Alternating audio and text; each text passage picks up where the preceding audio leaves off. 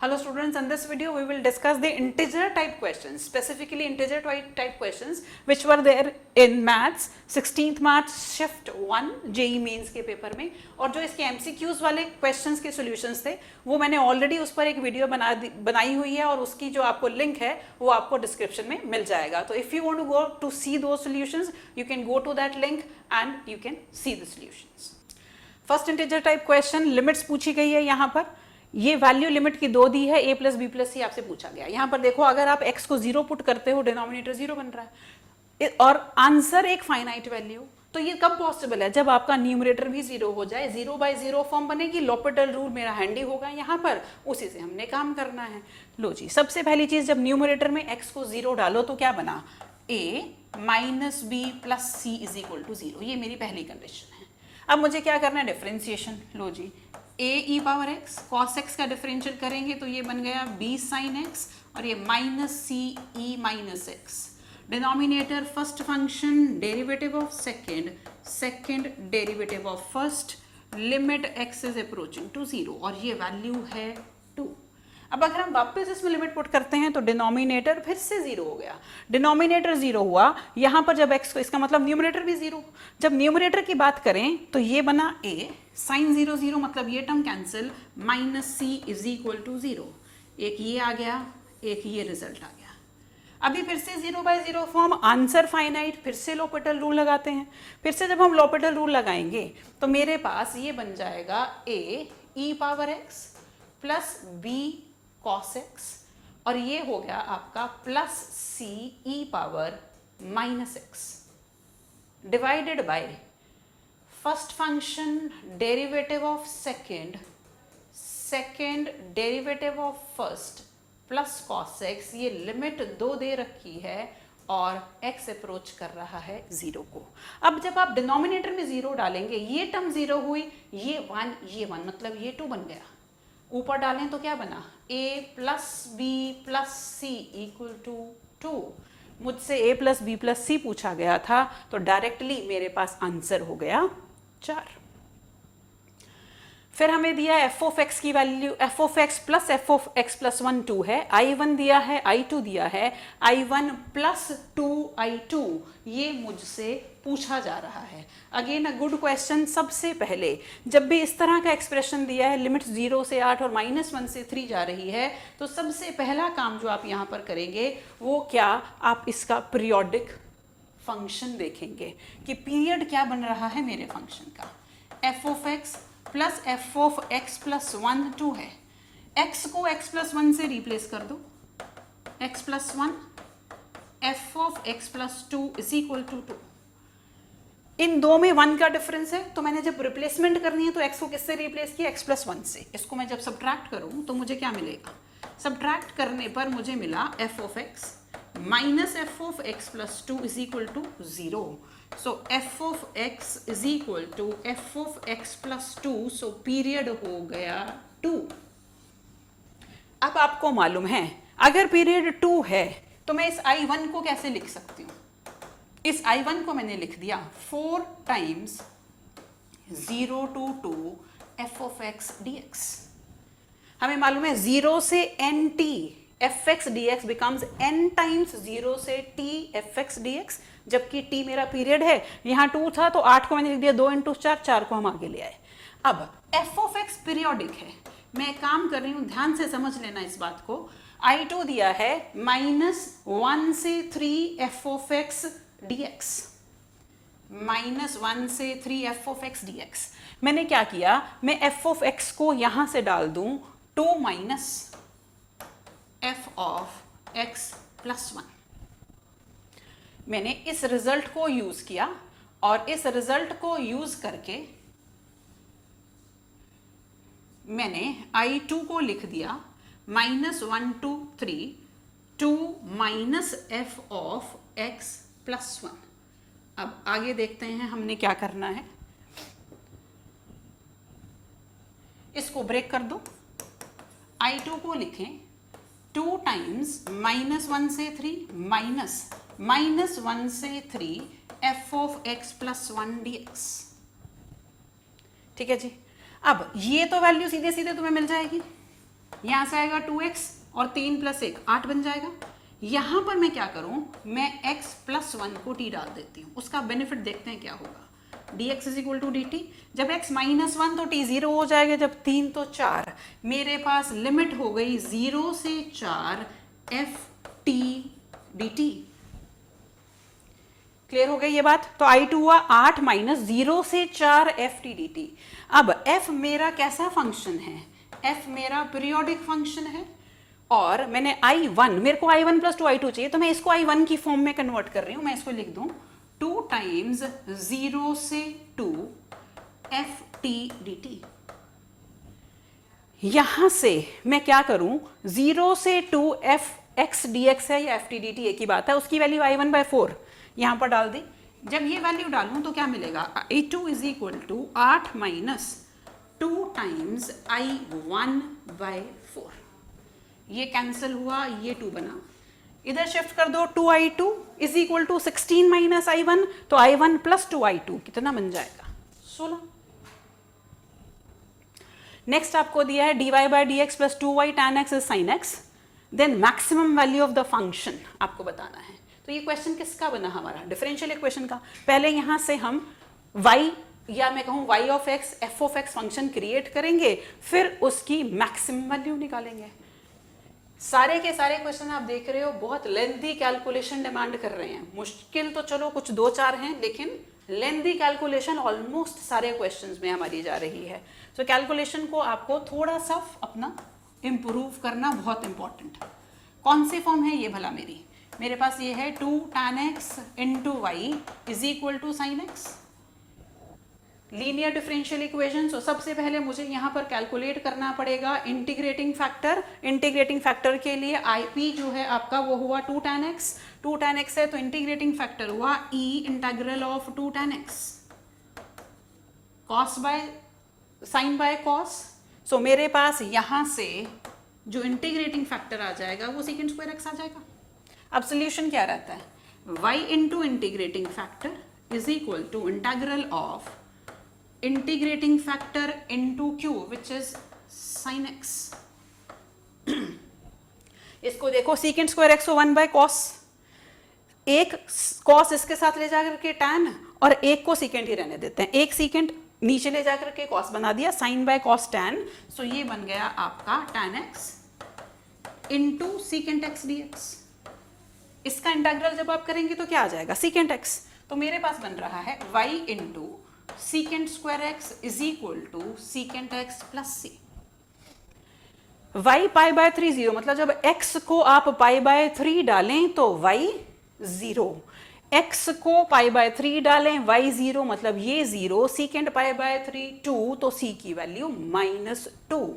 तो y × secant² x is secant x -2। I can write it as y = cos x - 2 cos² x। Question यहां पर भी खत्म नहीं हुआ, मुझे चाहिए maximum value of the function. Quadratic expression maximum value निकालनी है, क्या करोगे, completing the square, write it as -2 cos² x - cos x। अब यहां पर cos x/2 बन जाएगा। यहां पर जब आप कंप्लीटिंग द स्क्वायर करेंगे 1/2 x का कोफिशिएंट या cos x का कोफिशिएंट -1/2 का आधा 1/4 का स्क्वायर, ऐड एंड सब्ट्रैक्ट 1/16 - 1/16। तो यहां पर मेरे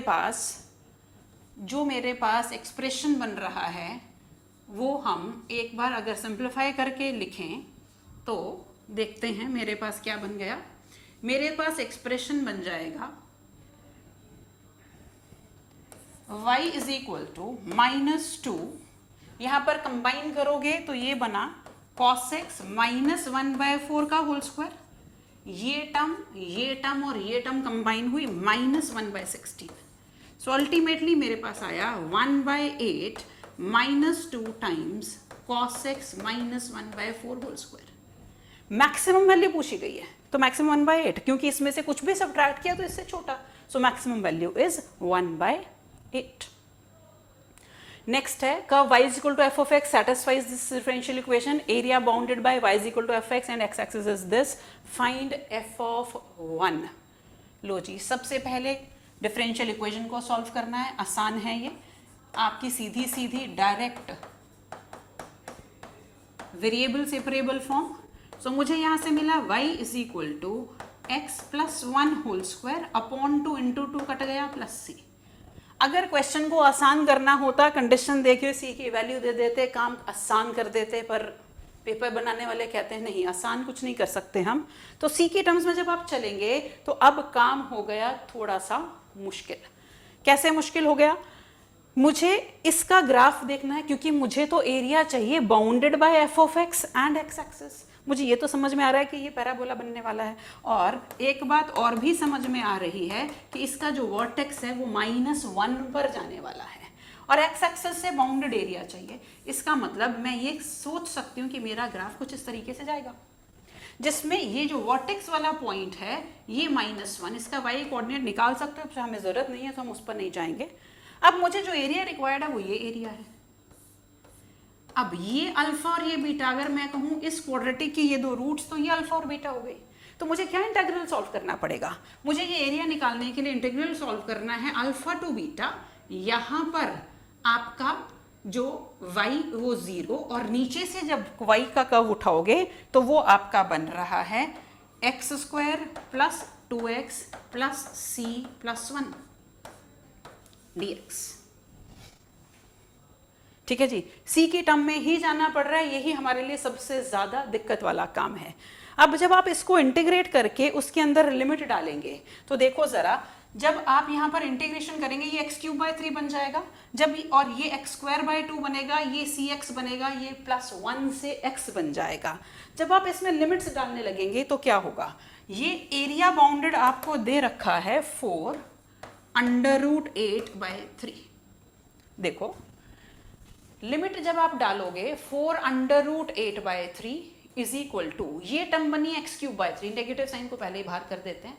x³/3 में जब आप अपर और लोअर लिमिट डालेंगे तो क्या मैं इसको लिख दूं β³ माइनस α³/3। अगली टर्म में ये x²/2 2 कट जाएगा, तो मेरे पास बचा β² माइनस α², ये बना cx। जब आप इसमें लिमिट डालेंगे तो ये आपके पास, या हम एक काम कर सकते हैं, इस c+1 को सीधा c' ले लेते हैं, अनदर वेरिएबल c'(x), सो c' into beta minus alpha. सारे में से आपको दिख रहा है बीटा माइनस अल्फा बाहर आ जाएगा। जब आप बीटा माइनस अल्फा को बाहर निकालेंगे, यहां बचेगा β² प्लस α² माइनस α β/3, यहां बचेगा बीटा माइनस अल्फा, और यहां बच गया c'। अब बीटा माइनस अल्फा इस इक्वेशन की रूट्स हैं, तो यहां से अब अगर मैं इस इक्वेशन को x² plus 2x plus c की फॉर्म में ले चुकी हूं, x² plus 2x plus c की फॉर्म में अगर मैं इसको ले चुकी हूं, तो यहां से आपको अल्फा प्लस बीटा मिल गया -2, और अल्फा इंटू बीटा c' की फॉर्म में लिया तो ये मिला c'। अल्फा माइनस बीटा या बीटा माइनस अल्फा, इन दो की हेल्प से आपको पता है निकाल सकते हो। तो जब आप ये सारी वैल्यूज, अल्फा माइनस बीटा क्या होता है? Difference of roots, √d/a, that is b² minus 4ac √। Now everything your expression is now in terms of c' में डालेंगे, और फिर आप वहां से c' की वैल्यू कैलकुलेट करेंगे। Our next question in integer type is y of x is 0 to x 2t² minus this. Normal of above curve is parallel to this. a plus 6b की वैल्यू मुझे निकालनी है। तो यहां पर सबसे पहले दो चीजें, ये ab पॉइंट इस पे लाई कर रहा है, एक बात। दूसरा, स्लोप ऑफ नॉर्मल मुझे यहां से मिल रही है -1/3, राइट। अगर मैं इसको डिफरेंशिएट करूं तो मुझे क्या मिलेगी? स्लोप ऑफ टेंजेंट मिल जाएगी। तो सबसे पहले लिबनीज रूल लगा करके इसको डिफरेंशिएट करते हैं। y' 1 into 2x³ minus 15x, sorry integrate नहीं करना, लिबनीज रूल लगाना है मुझे। लिबनीज रूल जब आप यहां पर लगा करके इसको डिफरेंशिएट कर रहे हैं तो ये आपका बनेगा 2x² माइनस 15x प्लस 10। ठीक है जी, तो इसको थोड़ा सा हम सही से लिख लें, वरना ये 2x square minus 15x plus 10। y dash tangent की स्लोप है, यहां से नॉर्मल की स्लोप -1/3, तो अब टेंजेंट की स्लोप क्या आ गई, 3 आ गई, तो y डैश 3 हो गया, 2x square minus 15x plus 10। और ये स्लोप किस पर थी, a b पॉइंट पर, इसका मतलब x को a डालना पड़ेगा तब ये 3 होगा। So 2a square minus 15a plus 10, this gives me 2a square minus 15a plus 7 is equal to 0। यहां से आपको क्वाड्रेटिक को जब आप ब्रेक करेंगे फैक्टर्स में तो a की वैल्यूज मिलेंगी, दो वैल्यू बन रही है, एक बन रहा है 7 और एक बन रहा है -1/2। a 1 से बढ़ा दिया है, इसका मतलब a की वैल्यू क्या आ गई, 7। अब काम रह गया b निकालना, उसके लिए मैं क्या करूंगी, a b पॉइंट को इस कर्व पे लाई करवाना है, इसका मतलब y की वैल्यू b कब, जब x की value a। So this is 2t square minus 15t plus 10 dt। इसको आप इंटीग्रेट करेंगे और a की वैल्यू हम ऑलरेडी निकाल चुके हैं, 0 से 7, 2t square minus 15t plus 10। जब आप इसको इंटीग्रेट करके t की वैल्यू डाल देंगे, लिमिट डाल देंगे, तो आपको यहां से मिलेगी b की वैल्यू, और वो जो b की वैल्यू आ रही है वो आएगी रादर 6b की वैल्यू जो मिल रही है मुझे वो -413। अब a मिल गया, b मिल गया, तो आप वैल्यू डाल करके अपने आंसर 406 पर पहुंच जाएंगे। नेक्स्ट है, ये थोड़ा आसान क्वेश्चन है, sum of values of x and y satisfying this equation and this equation. अगर आप थोड़ा ध्यान से ऑब्जर्व करें, यहाँ 3 पावर x है, यहाँ 3 पावर x/2, यहाँ 4 पावर y, यहाँ 2 पावर y, तो मैं क्या करूं, मैं इसको ध्यान से देखना, लिख दूं 3 power x/2 minus 4 power y को भी हम ब्रेक करके लिख देते हैं, इसको हम यहाँ पर लिख दें 2 पावर 2y, और इसको अभी for the time being 3 power x ही रहने दो, फिर हम फॉर्मूला लगा करके फिर देखते हैं क्या बनेगा। 3 पावर x और इसको लिखा 2 पावर 2y। अब a square minus b square का फॉर्मूला लगाएं, ये दिया है equal to 77। So 3 power x/2 minus 2 power y into 3 power x/2 plus 2 power y is equal to 77। ये वैल्यू 7, इसका मतलब 3 power x/2 plus 2 power y 11 है, 3 power x/2 minus 2 power y 7 है। दो इक्वेशंस, दो वेरिएबल, इनको सिंप्लीफाई करके आप 3 पावर x/2 और 2 पावर y की वैल्यूज निकाल लेंगे, वहां से आपको x और y मिल जाएगा। देखो, और वो x और y से आपको निकालना है x प्लस y की वैल्यूज, राइट। आपका आंसर इस केस में बन रहा है 5। If elements of matrices A are given A into A transpose 9, the trace of A transpose is 9. तो trace आपको पता होना चाहिए, trace is nothing but sum of diagonal elements। और इस तरह के क्वेश्चन बहुत बार रिपीट हो रहे हैं मीन्स के अंदर। सबसे पहले A into A ट्रांसपोज, और मैं A into A ट्रांसपोज में सिर्फ इंटरेस्टेड हूं आपके डायगोनल एलिमेंट में। ये अगर A है, 3/3 मैट्रिसेस है मेरे पास, और एक्चुअली मेंशन्ड नहीं है 3/3 है या 2/2 है, लेकिन इतने एलिमेंट हमें दिए हैं तो we are supposing it to be a 3/3 matrices. अब ट्रांसपोज लोगे तो क्या आ जाएगा, ABCDEFGHI,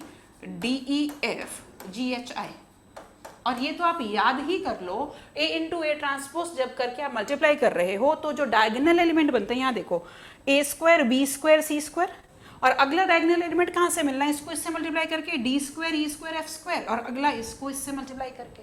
so trace sum of diagonal elements बन रहा है A square plus B square plus C square, D square plus E square plus F square, G square plus H square plus I square is equal to 9।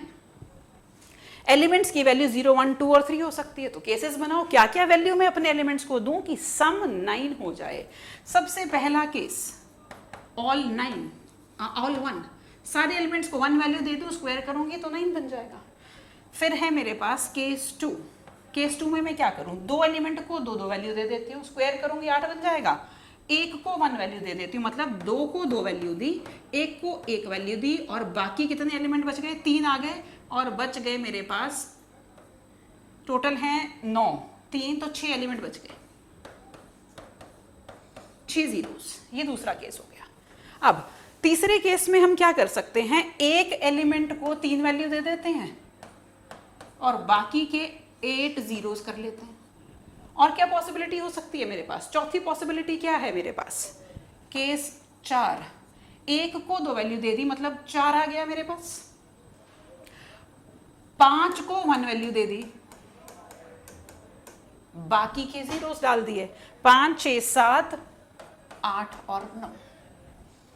ये तो possibilities हैं numbers देने की। अब उनके अरेंजमेंट भी तो करने हैं मुझे। अरेंजमेंट के लिए देखो क्या करोगे, सारे के सारे 1 तो कोई मर्जी कहीं मर्जी लिखते जाओ, अरेंजमेंट तो एक ही है, तो यहां से नंबर ऑफ अरेंजमेंट आए 1। यहां पर देखो 9 चीजों को अरेंज करना है जिसमें 2 एक जैसी हैं और 6 एक जैसी हैं, तो क्या होगा 9 factorial upon 6 factorial into 2 factorial. यहां जाओगे तो क्या होगा, टोटल आपके पास 9 जिसमें से 8 एक जैसे, सो 9 फैक्टोरियल अपॉन 8 फैक्टोरियल। यहां क्या होगा 5 एक जैसे 2 एक जैसे, तो 9 factorial upon 5 factorial into 2 factorial. जब आप इन सब को कैलकुलेट करेंगे और ये सारे वेज ऑब्वियसली आपस में ऐड होने वाले हैं। यहां पर 5 6 7 8, ठीक है 9 5 2, जब आप इन सब को ऐड करेंगे तो टोटल वेज आपके बन जाएंगे 766। अब यहां पर दो चीजों का कॉम्बिनेशन कर दिया, यहां पर लिमिट पूछी गई x approaching to infinity 2/n, ये सीरीज का सबमिशन, और f ऑफ x आपको इस फॉर्म में दिया है।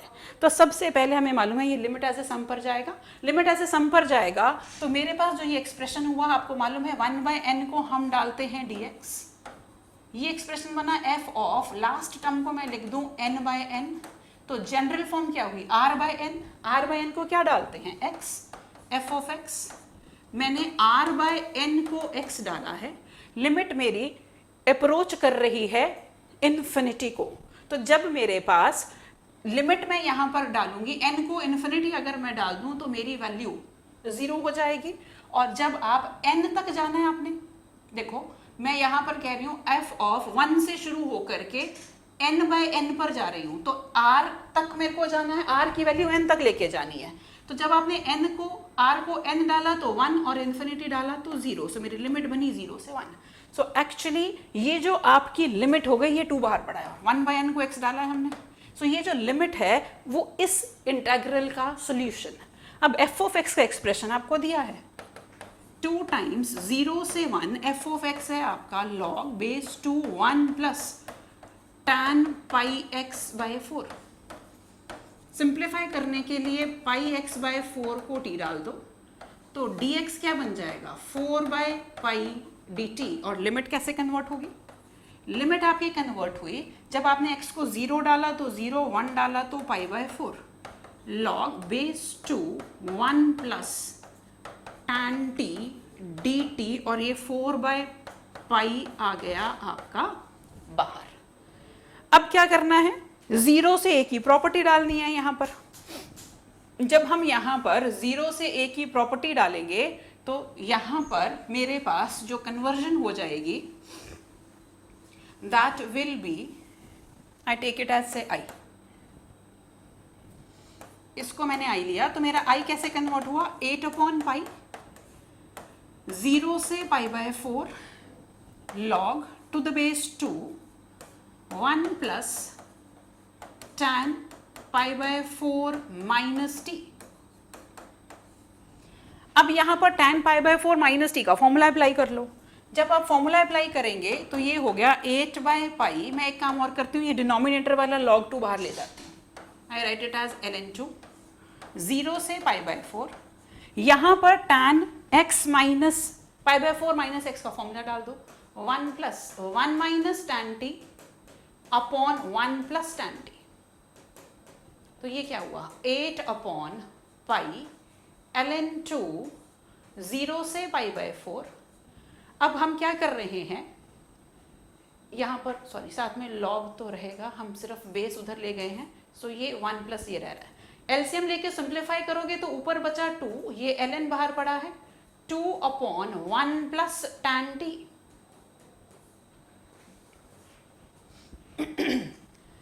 अब इसको अगर आप अलग अलग करके लिखो तो क्या बन जाएगा, log 2 minus log 1 plus tan t। देखो ये वाली वैल्यू वापस आ जाएगी, log 2 minus 1 plus tan t, उसको वापस i डालोगे, दूसरी तरफ शिफ्ट कर लोगे, सो 2i एक कांस्टेंट के बराबर, और वहां से आपको वैल्यू मिल जाएगी अपनी लिमिट की। Next question is log base 1 upon root 2, this less than is equal to 2, find the maximum value of mod z। बच्चों एक यहाँ पर प्रिंटिंग मिस्टेक है, this is 11 not 1।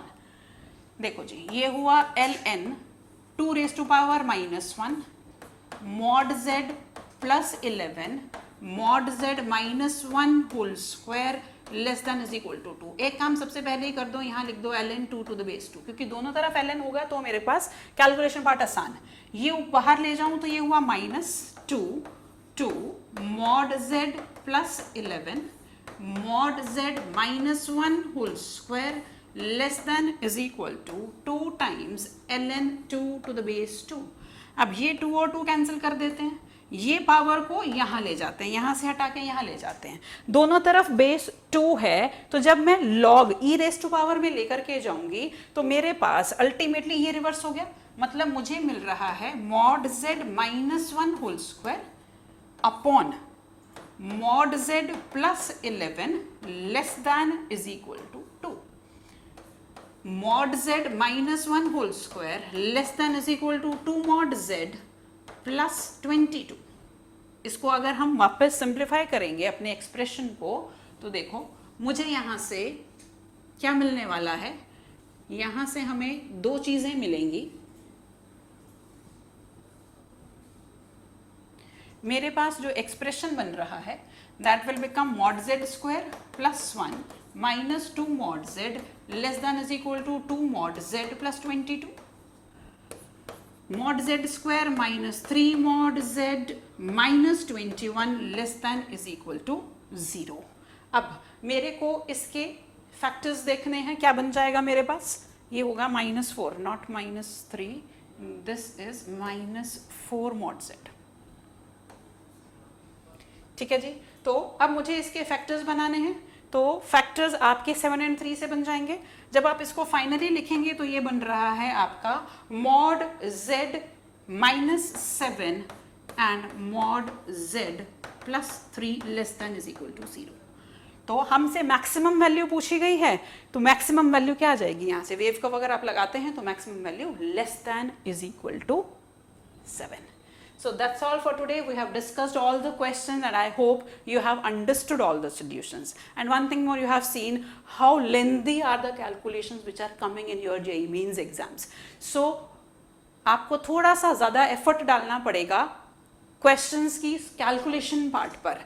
Stay motivated, prepare well for your April attempt. आपके पास time भी है तो आप अच्छे से इसको आप prepare कर पाएंगे। Okay students, thank you.